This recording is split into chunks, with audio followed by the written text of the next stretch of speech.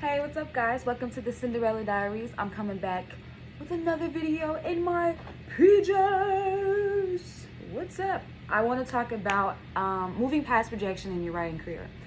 Okay, first, pull up a chair, okay? Because moving past rejection is like the most important thing you can do as a writer.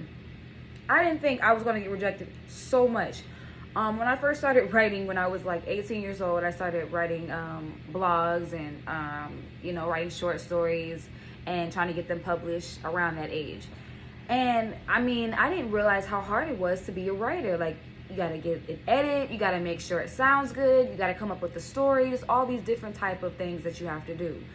And I was just not prepared. And, the first time I got my story, my short story was almost published. I got nominated for this short story award, and I didn't win, but it was great to be there and great to be honored for my writing.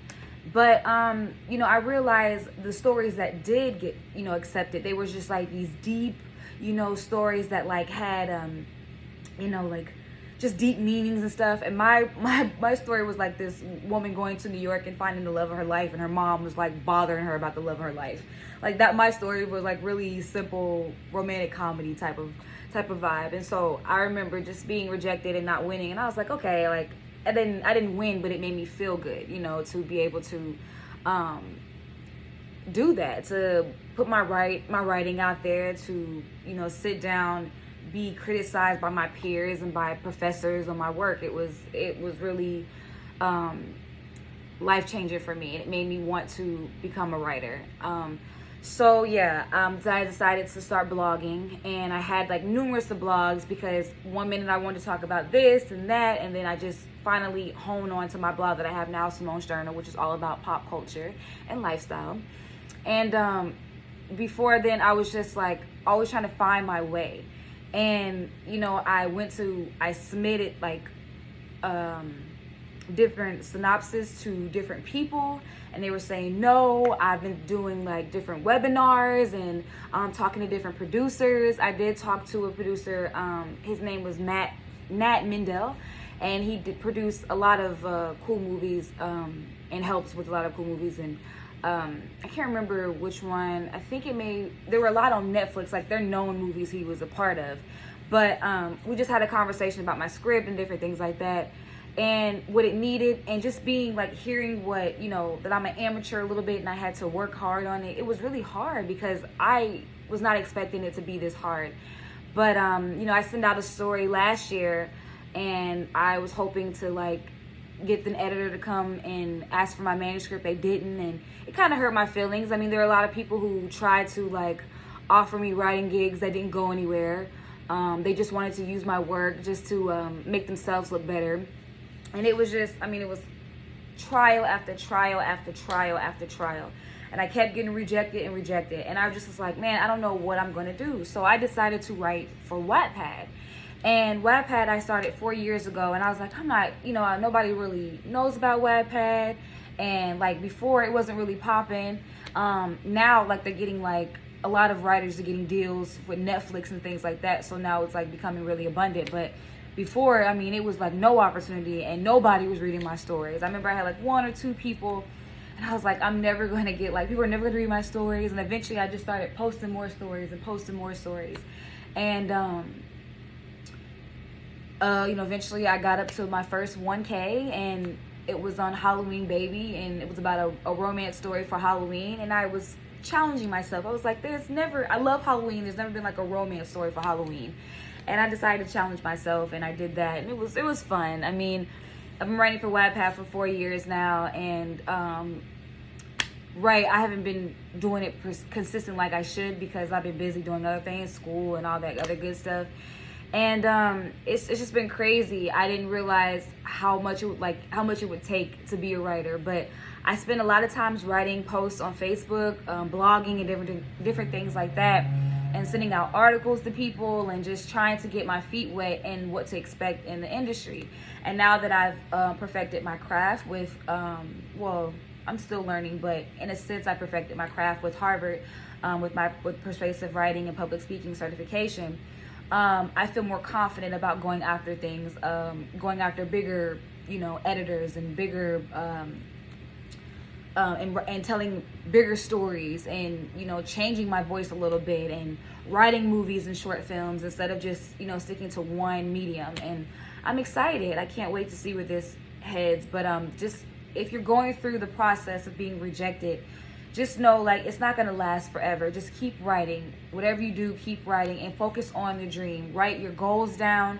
Have fun with it. Make graphics. Look on the internet, on Google, and look at like characters that you can play with.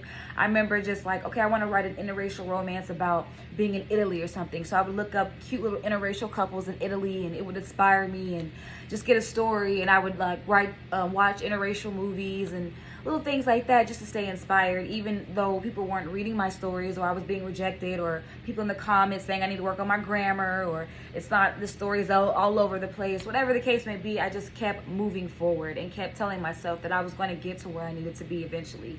And that's what you have to keep telling yourself, because rejection is a part of the career. You're going to get rejected. You're going to be told no, and you want to be rejected in your career, because it makes you better, and it makes you, assess your works, and it humbles you to a point where you're like, okay, I know that I'm a good writer, but I could be better.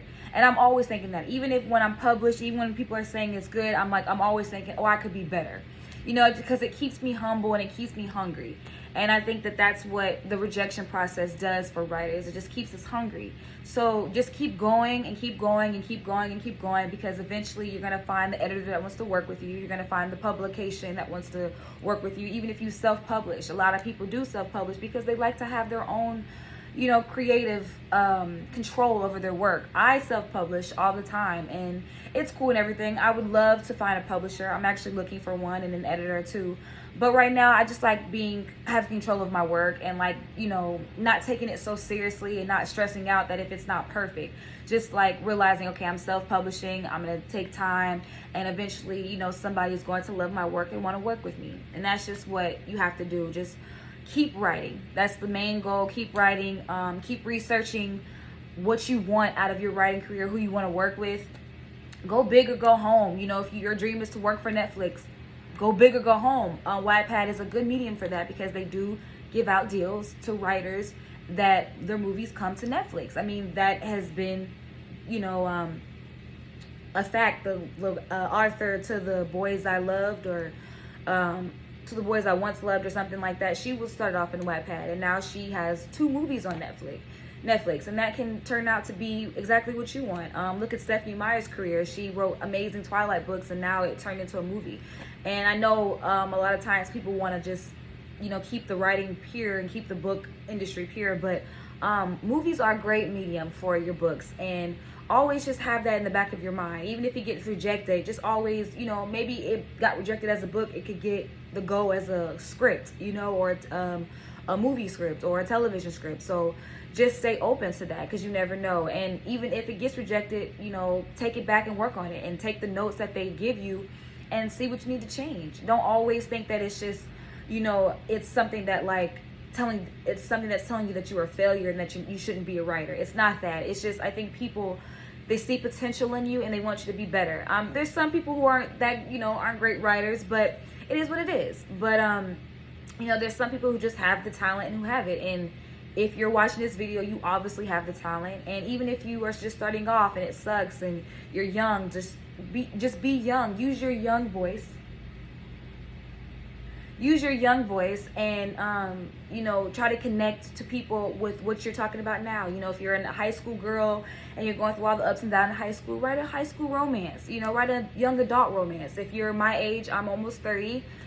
Oh God, I'm 29, and I'm still writing that young age, still that young adult type of books, but still kind of like coming into my own, coming into my own career, my own lifestyle, understanding love a little bit more. Those are what my stories are about. And I'm just writing stories for my time and my age. And the best advice I got from one of my English teachers is write about what write about the ups and downs of heartbreak, write about being the outcast in high school, write about not knowing, write about grief, write about sadness, whatever you know, which is right. Just keep writing and keep focusing on your dreams, and I'm telling you that it will come true. I'm still in the process of following my dreams, but I'm 29. I have, you know, years, and I have my whole life to figure out what I want to do with my career. So that's what I'm doing. I'm just taking it slow. I'm resting. I'm giving myself time to just relax and just to, you know, enjoy, you know, all that I have, you know, for all that I have learned in the past 10 years that I've started my career. I started publishing my work at 18, so it's been 11 years since I've been doing this publicly. But before then, I wrote my first little chapter book when I was 8 years old, and I wrote my first script when I was 12.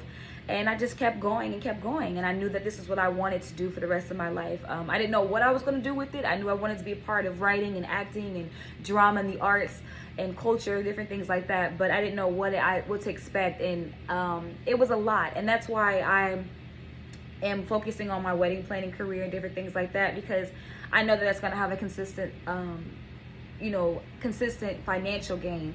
And it also brings me happy because I'm a hopeless romantic, so I get to do, like, it's the best of both worlds for me.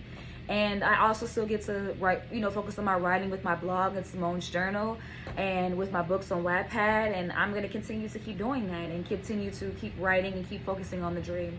So if that's what you're doing, keep doing it. You know, you're not a loser. You're not failing. It just takes time. And eventually you're going to get there. And once you find your voice and what you want to say, everything is going to fall into place, okay? So thank you so much for watching. Don't forget to like, comment, and subscribe, and tell all your girlfriends about the Cinderella Diaries. See ya.